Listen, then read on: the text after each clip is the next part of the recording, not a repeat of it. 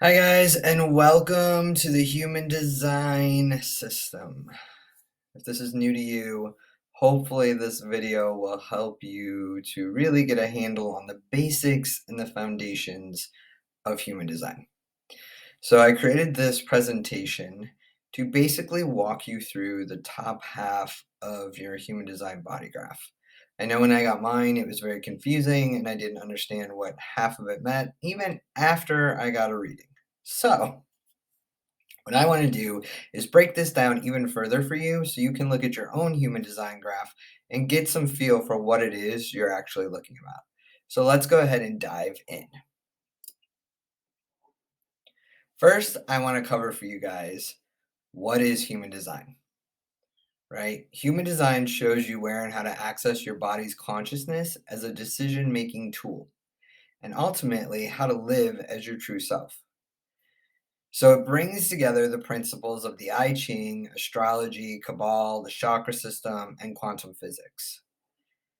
And the body graph is a map of your genetic code that shows how your energy is here to correctly engage in the world. When you look at your body graph, you see how your energy is designed mechanically to navigate the world. So this is all about your subtle energy and how you were designed when you came in here.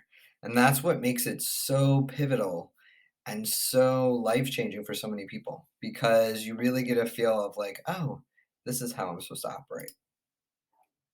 Okay, so when you look at your body graph, what you guys are going to see here is your centers, right? Your centers are based on the chakra system. So you're going to see that they make up of triangles and squares and smaller triangles, and some are white and some are colored. The white ones we call undefined, and the colored ones are what we call defined. So you'll hear me say that later, and we'll dive a little deeper into what those are.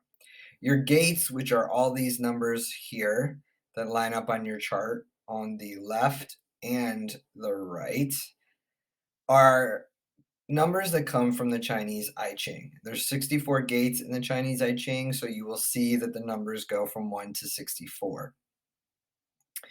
And your channels come from the Cabal. So the channels are all these lines in here that are colored. Some are black, some are red, some may be striped with black and red, some are only half filled, and we'll get into that more. But that's what those all are. So you kind of get the basic idea of your human design body graph. All right, so let's dive in a little bit deeper. The body graph is likened to your user manual, right? So if you know how to read it, you'll be living in alignment with your mind and body, and you'll be living a life with less resistance and more flow, which is really key and why people come to me and wanting to learn more about human design. How can I live more in flow? And knowing how you were created, right, helps you to figure that out. So here you're going to see, this is what I was talking about, the top half of your chart. Now there's different human design charts you can pull, but they're all basically around the same thing and have the same information. By the end of this presentation, you guys will have a good idea of what this top half really means and how to work with it. And I would say that's where you want to start when it comes to human design. So to kind of go over some other little tidbits of your chart, these red numbers here are what we call your unconscious energy in your chart. So this is energy that was imprinted on you 3 months prior to your birth. The right side of your chart that are in black is your conscious energy. It is the energy and the way the planets were aligned the day of your birth. So this is where the astrology comes into play, right? It shows where all the planets were, and if you get your astrological chart, similar print. But this is how human design uses astrology and how these two columns placate into your body graph. Now, all the little numbers represent gates, and each gate has their own specific energy type to it and archetype. And that's something much deeper. And I tell people, if you're just new to human design, I wouldn't worry too much about your gates. Really try to dive into this top part of your body graph, because that's going to really give you a good foundation to then later go into the gates and the channels. So what are the human design types, right? Well, There's 5 of them. And here you can see we have manifesting generators. They make up 32% of the population. I'm a manifesting generator. And when I first found out I was one, a lot of the way I operate made a lot more sense to me because I was like, oh, that's why I do what I do. There's a lot of characteristics for each type, and you'll see they'll fluctuate depending on also your profile number and your incarnation cross. All those play into it. So please understand, you'll hear a lot of human design readers out there, kind of broad stroke it and be like, okay, they're all like this, but that's not the truth. Different parts of your chart will play in, and you'll be able to see that. And that's why I call human design the human design experiment, because you get to play with these energies and see how it shows up in your life, all the different parts of your chart.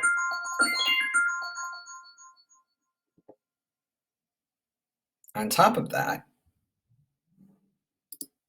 sorry about that, guys.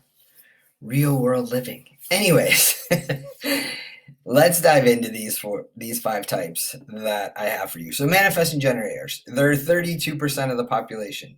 You can think of manifesting generators like a hybrid of manifestors and generators. You're mostly known as being a generator type with manifestor qualities.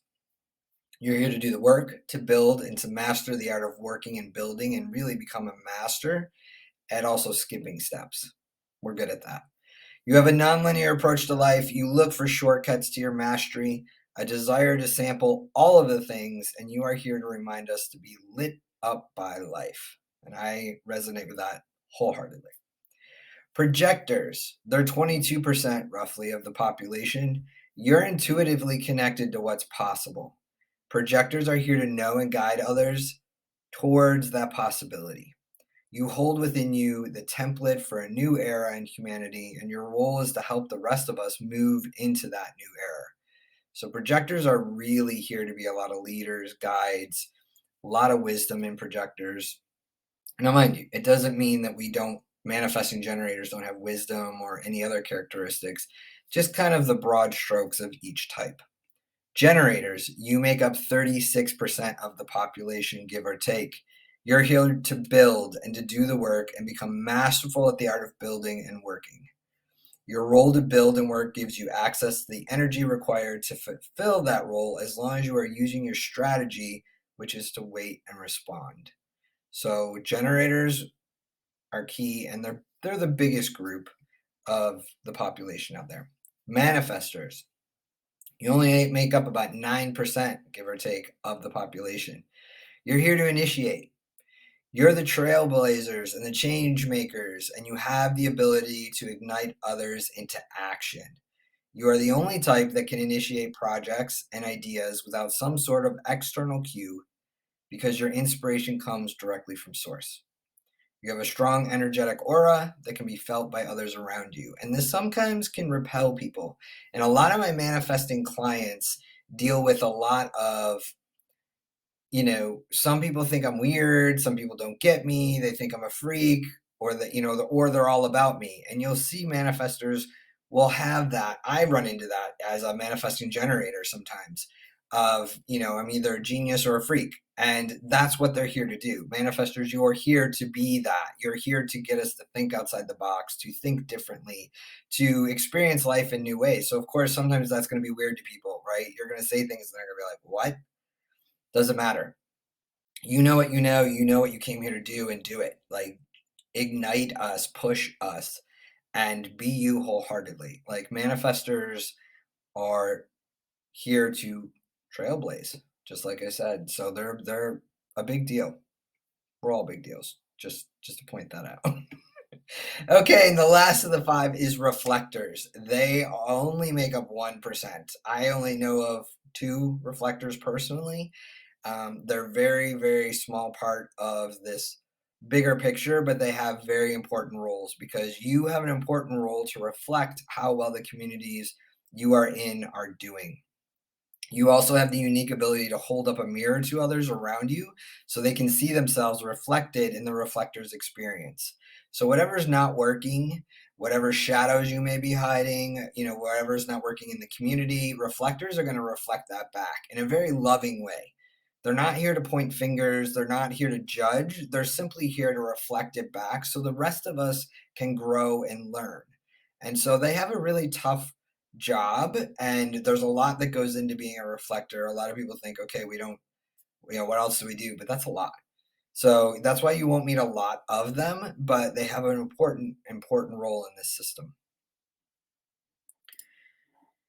Definitions. One of the most important things within the human design is understanding how definitions affects individuals and their relationships. So definitions are going to come up in your channels, they're going to come up in your gates, and it simply means is something colored in or is it not? So, for instance, a defined channel here shows you that these two gates are connected and they make one complete channel. So the energy of each gate you'll find are somewhat polar opposites and they balance each other out.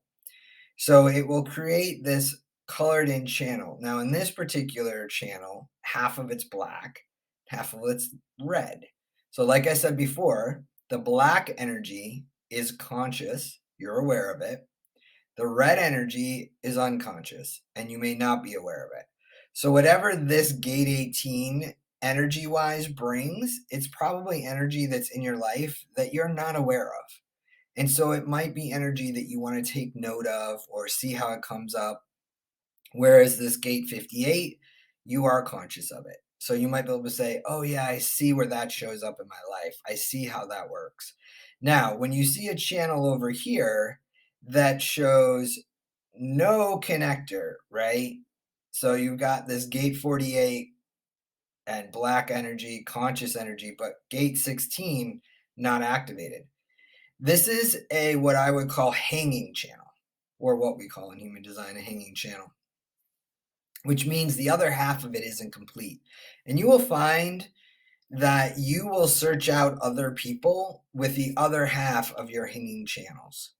So it's something to keep in mind. You can kind of just look and go, okay, I see I have gate 48, but I don't have gate 16. And you might find that some of your friends, your romantic partners, business partners might have gate 16, and there you will find you complete a complete channel between the two of you.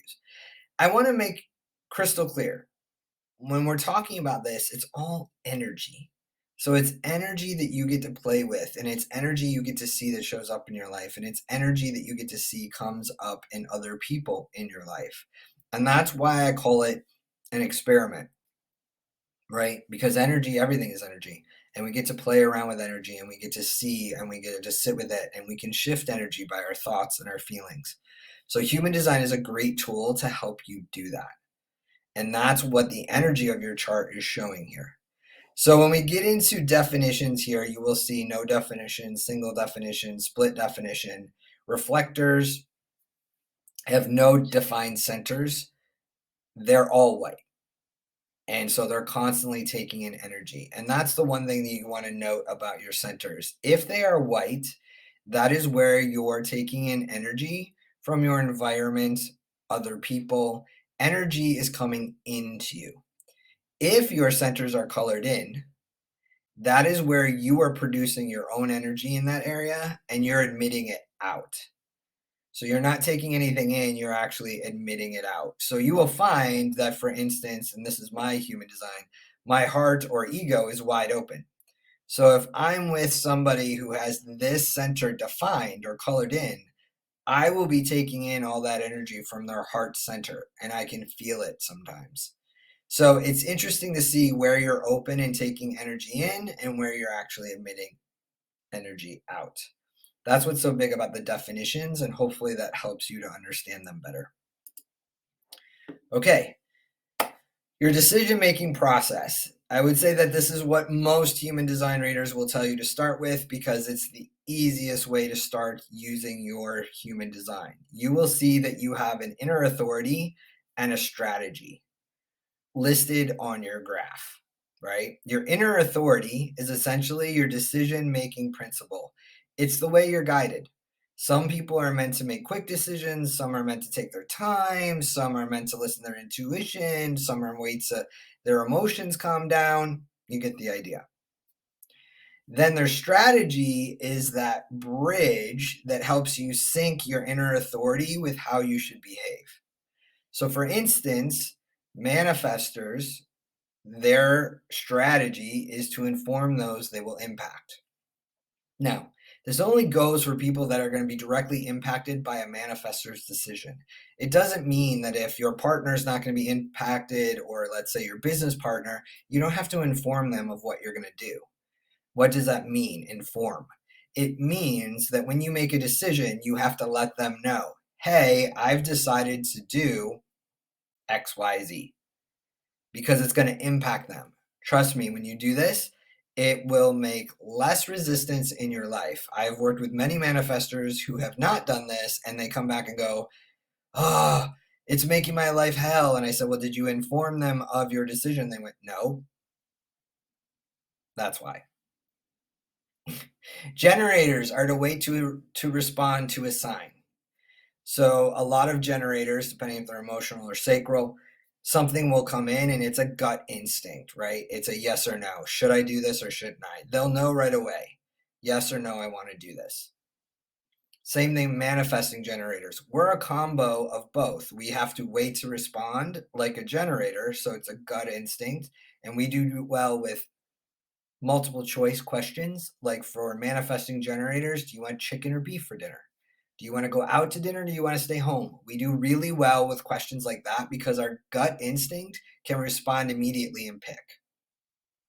But we also have to remember to inform people when we make decisions about something we're going to do, like manifestors. We have to inform those are affected by our decision. So that's something to think about if you're a Manny Jenny, which is what we call manifesting generators. A projector needs to wait to be invited. Now, I'm going to do a whole video on this, so I'm not going to go too far into it because it confuses a lot of people. What does that mean, wait to be invited? It means that people will ask you, what do you think about this? Would you like to go this? Would you like to participate? When they invite you, that means that they're ready to hear what you have to say. They're ready to be in your presence. They're ready to co-create with you. If you just give advice without being asked, it will fall on deaf ears. And a lot of projectors will get frustrated because they're like, nobody's hearing me. I don't understand. And it's like, well, were you invited? Well, no, that's why. Because when you're invited, it's the universe's way of signaling to you that this person is ready or this group is ready to hear what you have to say. They're open or they're ready for your presence. And you'll find that when you ease into that, my projector clients start seeing a ton of invites coming in and they're like, whoa. And then their next question is, do I have to take every invite? No. Then you should ask yourself two questions. What do I get out of this? And what's in it for me? And I know that can seem very selfish, but you guys have very limited amount of energy. And those two questions will really help you decide what to say yes to and what to say no to. And so they're important and pivotal. Reflectors, you have the most unique strategy. You wait for a full moon cycle, so a full 28 days to make a major decision, meaning getting married, buying a house, moving, getting a car. You guys need that time to talk to your friends, to process with people you know, and get them to reflect back on what's a good choice for you. And sometimes you might need to wait 2 full moon cycles. Now, mind you, this is only for major decisions. It's not for your everyday small decisions. It's things that are huge in your life. And it really helps you to kind of take your time and sit back and talk it through without going hastily in and making decisions. Hopefully that helps you guys understand that. Now, your authority types. Let's talk about this, right?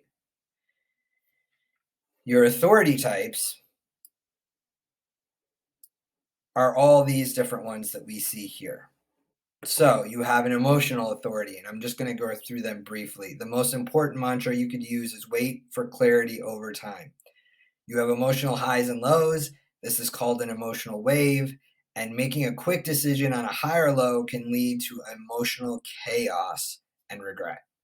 So I deal with this with a lot of my clients. If you're really happy and you make a decision, you might go, why did I say yes? I don't really want to go. And if you're in a bad space and you're like, no, and you wait till your emotions relax, you might think, oh, yeah, I really do want to go. So emotional authority, you never have an answer in the now. Let yourself relax, let your emotions level out, and then make a choice. So I always tell my clients to tell people, can I think on that? Can I get back to you? Most people will say yes. So that's really working with your authority and allowing your emotions to calm down. Sacral authority, listen to your gut. This advice is best for those of you with sacral authority.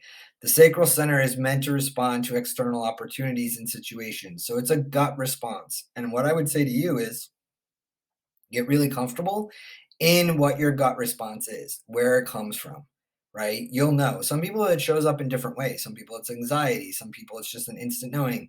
For me, it's in my gut. So I usually know right away when somebody asks me an optional question, this is it.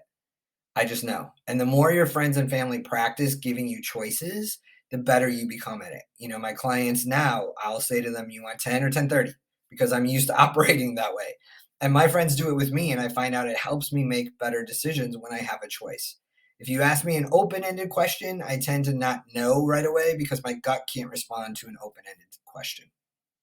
Splenic authority feels like an instantaneous inner knowing when presented with an opportunity or situation. It comes on quickly like a flash and then it's gone. So it can be difficult to recognize. This is kind of an intuitive hit. Well, no kind of. It is.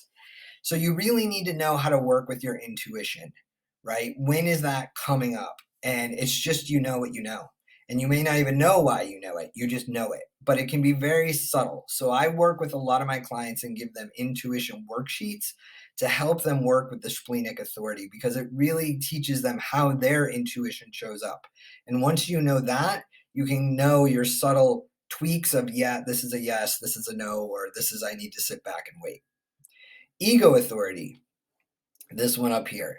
If you have an ego authority, you are either a manifestor or a projector. As a manifestor with ego authority, whatever you blurt out in the moment without thinking is your truth, right? And projectors, I would say sit with it. Whatever is filling up your heart space, whatever is drawing you, your ego is going to tell you, and you're going to have a lot of willpower to do it.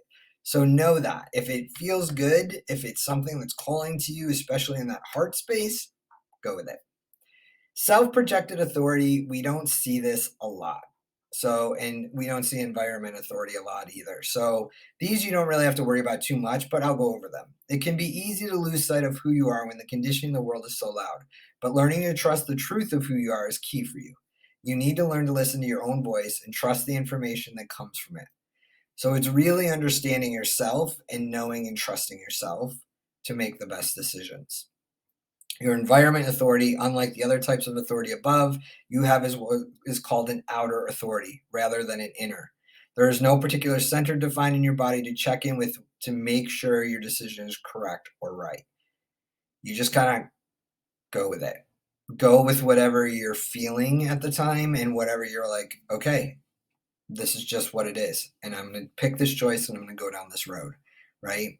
And you'll find that you'll get better and better at that. And you'll know which ways to navigate and how you're leaning and how your energy plays with the decisions you need to make. Lunar authority, which we've talked about, are really reflectors and reflectors only.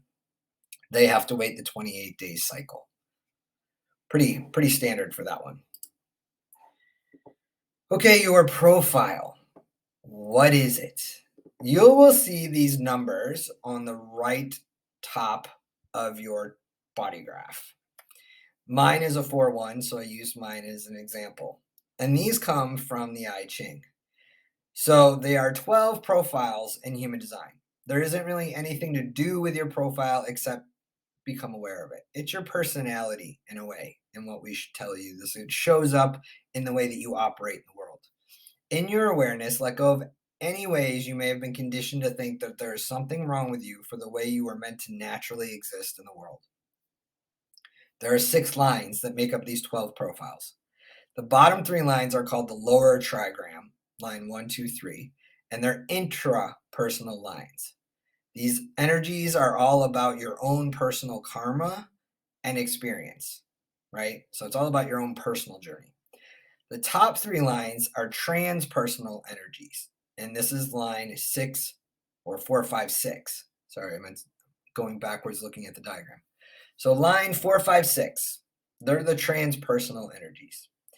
This means you learn it with others in the context of relationships rather than from your own personal experience. So, for instance, the 4 for me is all about community. I'm going to learn from my networking, from the people that I have around me, from my community. It's not something I'm going to go out and do on my own.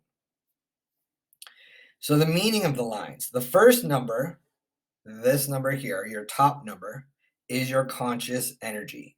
And therefore, you probably are very aware of it. The second number is your unconscious energy, and others may be able to see it more than you see it in yourself. As you become more aware of your human design, you may start to notice how your profile lines, both conscious and unconscious, have been constant themes throughout your life. And I've had people where I've given them a reading and I've shown them this number, and they're like, well, I don't resonate with that, an unconscious energy. And it's funny because their friends came in and showed up and went, really? Because I see you in that. So if it's an energy that you're struggling with going, I don't really see that, I would say talk to your friends, your family, co-workers, and say, hey, do you see this in me? And how do you see this show up? You might be intrigued and interested to see actually, yeah, it does show up in your life. It's kind of amazing.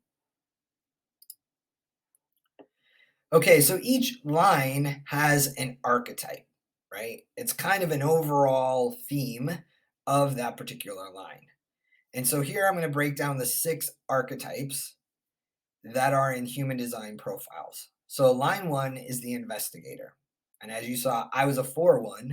So this energy is my unconscious.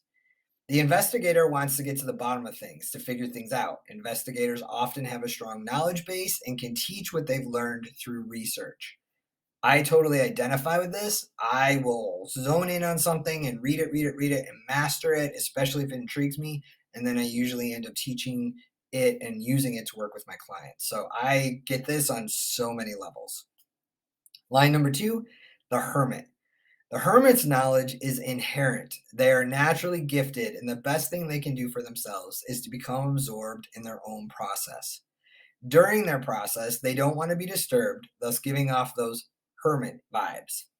Because their knowledge is so inherent, they may have trouble seeing their own gifts and need others to point them out to become aware of them.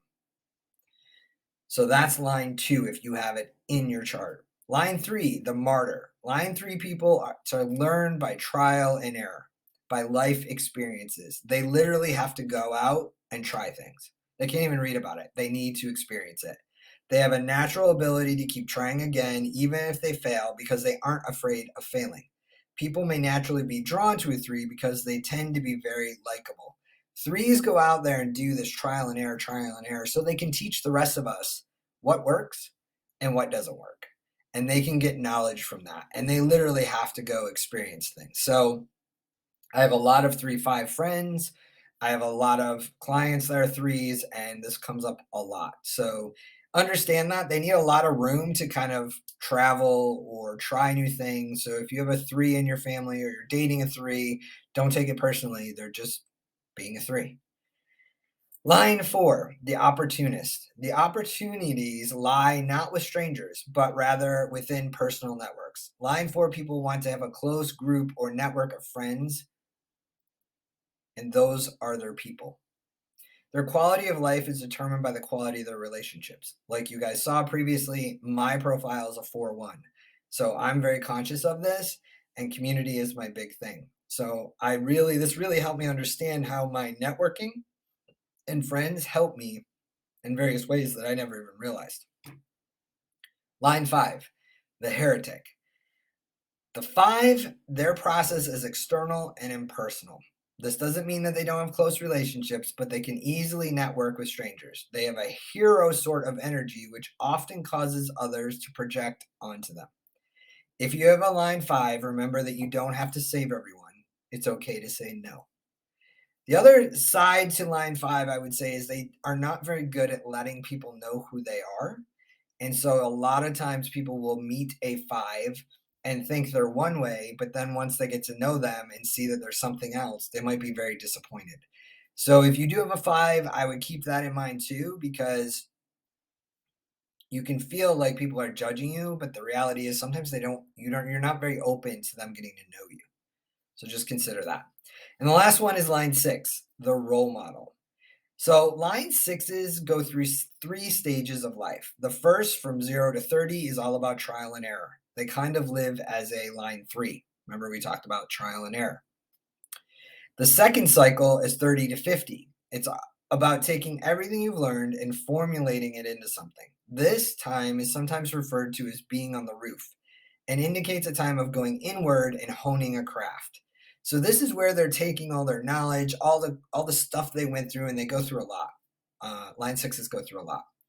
And really gaining the wisdom and the insights and pulling it out of that. Because their next phase, right, which happens after 50, the third cycle, is all about sharing the mastery and wisdom learned over a lifetime. So the line 6 may always be seeking a close-knit community, soulmate, or family. Trust is very important to them, and they are here to really guide us and teach us. They're the role models. And it doesn't even mean that you have to teach. You simply will, by the age of 50, embody being a role model. You may find that people are just naturally drawn to you and you don't even know why. That's why. So you're not self-theme. You're going to see this pop up, and I have a different take than most traditional human design readers. A lot of them will say, okay, not self-theme just means you're out of alignment. And while that is true, I would ask you to consider this as well. Sometimes when we're out of alignment, it can be for our benefit, right? So for me, my not self-theme is frustration. It's also for generators. So if we're not working with our strategy and our authority properly, if we're not waiting to respond, if I'm going out there trying to manifest because I'm not a manifester and I'm trying to trailblaze and stuff isn't working, I'm going to get very frustrated. And what I would say is pause. And when that frustration comes up, is it pushing me to do something I need to do, or is it holding me back? If it's holding me back and it's making me go down this spiral of I'm not good enough, I suck at this, then I'm out of alignment. I'm not working in my human design blueprint energy wise. And so how can I shift that?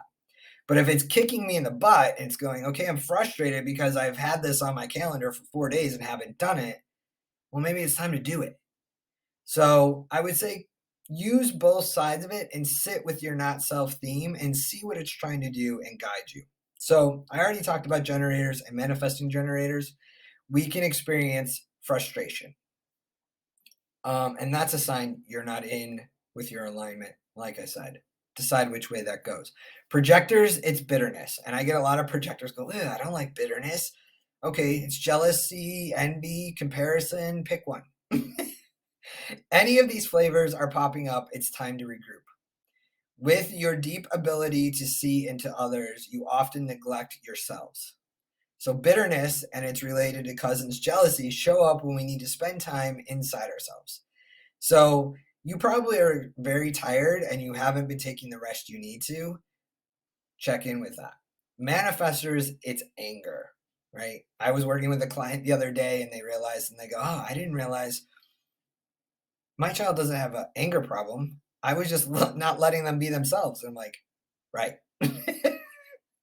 When the anger bubbles up, you're likely not speaking up or someone has tried to direct your action. Manifestors do not like being told what to do. Let me just put that out there. When you've got the righteous anger flowing, pay attention. You're out of alignment. Where are you not speaking up? Where is somebody trying to squash your energy and shift, right? Because it's trying to tell you something. And reflectors, it's disappointment. When you are just disappointed, that's a signpost from the universe that you need to take some time to release the energy you've collected along the way from society. You're in alignment when you've got that feeling of surprise and delight. If you're overwhelmed with disappointment, time to spend some time alone recharging. Because reflectors, all of your centers are white, so you're constantly taking in energy. You need a lot of rest and alone time. And I would say notice how you feel when you're completely alone and notice how you feel when you're around other people. And you'll probably see a huge difference. Okay, so the biggest piece that I think is one of the most important pieces in your body graph, which a lot of people don't talk about, and I'm going to do another video on this, is your incarnation cross, right? So your incarnation cross, what is it? You'll see it right here. I put it up here at the bottom of your chart, right there. It is the path that you're designed to live out during your life. It's not an inevitable fate. You can choose to not live that path, but most of the time we can't help but express the energy of our cross. So it's your life purpose. And when I say life purpose, again, I don't mean it's what you're come here to do. I mean, this is the energy you are meant to embody and who you're meant to be. So you will see 4 gates, and the first 2 will be your conscious sun and conscious earth, which you can find on the right side of your body graph, these top 2 numbers. So your conscious sun is the most potent gift and your purpose in your life. Everything in your chart supports you in the mastery of this gate. So for me, it's 23.4. So understand the 0.4 is a line. You know how we talked about the lines earlier, lines 1 through 6. That's what that 0.4 is. So any number you have there, point whatever is the line. So you want to look at the line energy. And 23 is the gate number. Your conscious earth, which is below the sun, shows you the practices that will bring you back to center, right? The practices of your conscious earth gate will also be just what the doctor ordered during times of chaos, restlessness, and pivotal moments. So whatever this energy is of your conscious earth, that's really going to help you navigate life difficulties. So then you want to jump over here to your unconscious sun. That's going to be the first red number, again with another line. So mine's 30.1. Your unconscious sun gate is a trigger that invites you into deeper levels of self-acceptance, forgiveness, and unconditional love for yourself. It will awaken your deeper fears of inadequacy and not enoughness. It will open deep wells of shame.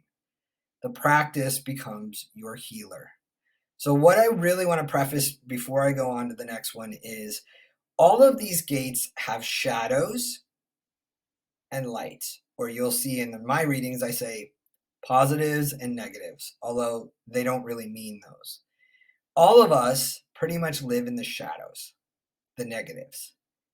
The gift is the positive within the shadow. So what I would say to you is whatever energy is coming up in these gates, the shadow side of it, how can you sit with it? What is it trying to teach you? What are you trying to learn to get to the gift, the positive side of it? Because there's big teaching. So these are gates that you really want to contemplate, you want to sit with, you want to ask questions. I have a great free Incarnation Cross workbook. If you want it, you can get it in the description. There'll be a link down there below that will ask you questions to help you work with these. But if you can get this, if you can get your Incarnation Cross, this is your bridge over to Gene Keys. And if you don't know what Gene Keys are, check out one of my other videos. I'll be doing one on those to say what that is. But this is a great practice to get you over to Gene Keys because this is actually your activation path in Gene Keys. So that's why I think this is just so important in human design. So the last part of this is your unconscious earth. It's this last second red number. Remember, unconscious, it's unconscious energy. So you may not see it in your life or recognize it, but people around you probably do. So your unconscious earth gate reveals the practices that ground and connect you spiritually. It builds your spiritual foundation and creates a connection with yourself, your community, the collective. It will be the healing your wounds need. Most importantly, surrendering to the practice of your unconscious earth will lead you to the greatest discovery you could ever hope for, the experience of unconditional love. Whatever it is for you spiritually, it doesn't have to be religion, it can be. It doesn't have to be, sitting in a Buddhist monk. It could be for you, spirituality is just being in nature. Connecting to something bigger outside of yourself is your spirituality. So whatever that is for you, I would say go with that. All right. So we've kind of gone over your body graph. I've explained the different parts and what they kind of mean. So now what do I do with this, right? Well, these are your next steps. And this is how I would say start using your human design. Work with your inner authority and your strategy first. There's a reason most human design readers push that, and it's because it's the easiest place to start with, right? How to make your decisions and then how to act and behave on your decisions. That's what we talked about. Your inner authority and your strategy, you can find them at the top of your graph and you'll see it right there. And if you need to, rewind this video and go back to the explanations of it again. Then I would move on to my cross, right? So that's what we just went over. It has the exact tools, boundaries, and practices to implement your life that will help you improve the quality of your life. So I would get the free workbook, or if there's other resources you want to use, but just sit and contemplate. And I would say take a gate a month. And people are like, what? Yeah, this is a practice. This isn't something that is a belief system. It's a tool. So it's a practice. And it's going to take time to work with. So I tell my clients and suggest to other people that I work with, take a month a gate. Take one of the gates, write it out, work with it, see where it shows up in your life, journal about it, take some notes, and you'll get some insights and you'll start to see how it's showing up. And then lastly, your profile numbers. Shows how you behave as a unique being, right? And like I said before, there's not much to do with those outside of just notice them and embody them. And mine's a 4-1. That's those numbers, the two numbers with a slash between them. So this would be my method and how I use it with my clients and my groups to start using your human design. And hopefully this breaks it down in very simple steps for you to understand your body graph, but also be able to now step into your unique design. So thank you guys for being here. And if you have any questions, please drop them in the comments below. I'd be happy to answer them and give you guys some guidance, insight, and most of all, have fun with this human experience.